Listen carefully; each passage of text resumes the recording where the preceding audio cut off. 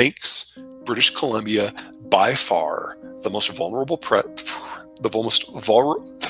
vulnerable province, not just in Canada, but in all of North America. Anyway, you think you've got problems? Consider where the money's coming from. This is the demographic structure of China in 1950, right when World War II ended. You can see they had a baby bust when the war ended, perfectly reasonable. You fast forward that 30 years, and this is what it looked like. Now, this is the demographic structure that terrified Mao. He was concerned that the explosion in the birth rate was going to generate a huge number of Chinese that were going to literally eat the country alive. As a result, we got the one-child policy. So this is where we ended up in the year 2000. Now, when Westerners look at this, we see a bottomless supply of cheap Chinese labor threatening everybody's jobs. When the Chinese Politburo looks at this, they see a bottomless supply of Chinese consumers, not workers, consumers who will remake global norms. We were both right. Were. Past tense. This is China 20 years ago. Here's China today.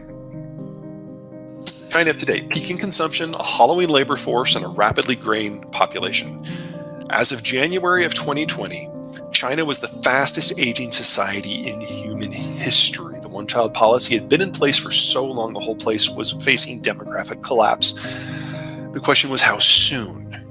Now, in 2020, playing the numbers forward, the best guess was that by the year 2100, that the Chinese would have less than half the population that they have today. So from 1.4 billion down to 700 million. But then the Chinese started releasing bits and pieces from their census. And that date, 2100, got moved bit by bit forward until by the time we got to October, they were thinking they were going to be at that 50% point by 2050, just 30 years from now. For that to be true, China's real population structure has to look a lot more like this. It appears that the Chinese have overcounted their population by an excess of 100 million people.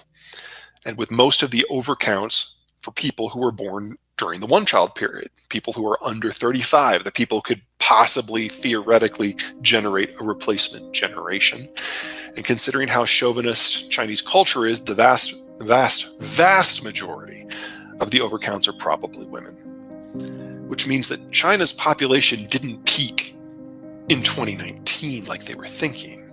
It probably peaked in 2004.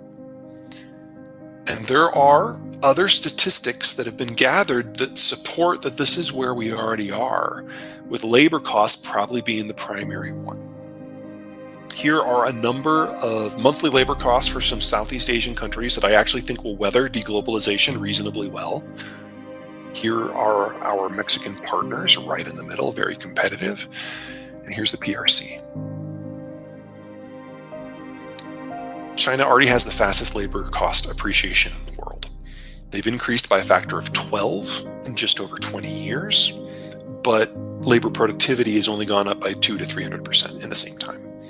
They are no longer cost competitive in anything. Here we've got the CPI, both in the United States and Canada, US in blue, Canada in orange. As you would expect from sibling countries like we are, it's pretty much tracked the whole time since World War II. Now, the story of inflation has been, in a large part, a combination of population and globalization. So in the first big wave of inflation after World War II, this was an industrialization. When you build rail lines and roads and electricity systems for the first time, they're expensive relative to what you've done before. Costs go up. Our second big wave in the 70s and 80s were when the baby boomers came of age and started buying everything that wasn't nailed down and a lot of things that were. But then we had this big lull because we brought in a third of the global population in a decade, and all of their inputs and all of their cheap labor generally pushed prices down for almost everything for most of this period. Think about computers. In 1984, Storing a gigabyte of data cost over $180,000. Today, it costs less than a penny. That happened in multiple industries all at the same time for 30 years. Mass application of the order, global security, the Asian financial model, European reunification, Chinese manufacturing, no risk. That period is ending. And so we're seeing what we're used to evaporate. The deglobalization of the entire production system is going to be one of the big stories for the next 30 years. Now, the United States, where we outsourced a lot of our manufacturing, but still produced most of what we use, this is going to get awkward and painful. But in Canada, where most of your remaining manufacturing, whatever you've got left, is designed to serve the American market, this is going to be really problematic because we're reindustrializing because we need to. But Canada does not have the unified structure and the unified population systems and the workforce to reindustrialize in the way that the United States and Mexico is. And so you're going to have some very interesting political debates up there about what to do about this. Remember about a year ago when you found yourselves last in line during the scramble for vaccines because so few were produced locally? Imagine that in everything. Okay, so here's our first three sources of inflation.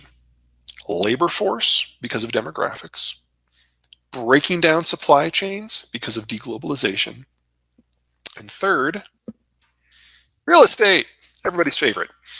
Now, there are three things going on with real estate in Anglo-America, but first let me explain this graphic. This is color-coded not on population density, but on the ability of an urban center to physically expand. So what we have here is the top 10 population centers in Canada, the top 60 in the United States. Anything in green or blue can physically expand in almost all directions. That tends to keep development costs low. Anything in orange or red, they're really locked in by geography. That means if they want more people, they have to go up, and going up costs money. So three things. First of all, baby boomers are retiring. They want to move somewhere where they don't have to shovel snow. In the case of the United States, that means the West, the Southwest, and the South. And in the case of Canada, it means Vancouver. It's the only place that is not so bitterly cold. Second, millennials. They're having kids. They want that quarter-acre lot. They want a yard. So they're moving out of the urban centers that have defined their existence to this point into places that have suburbs. And then third, COVID. No one wants to be on a subway with someone over who's hacking up a lung.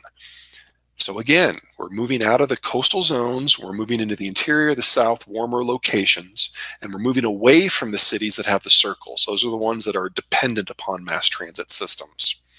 So roughly half of the population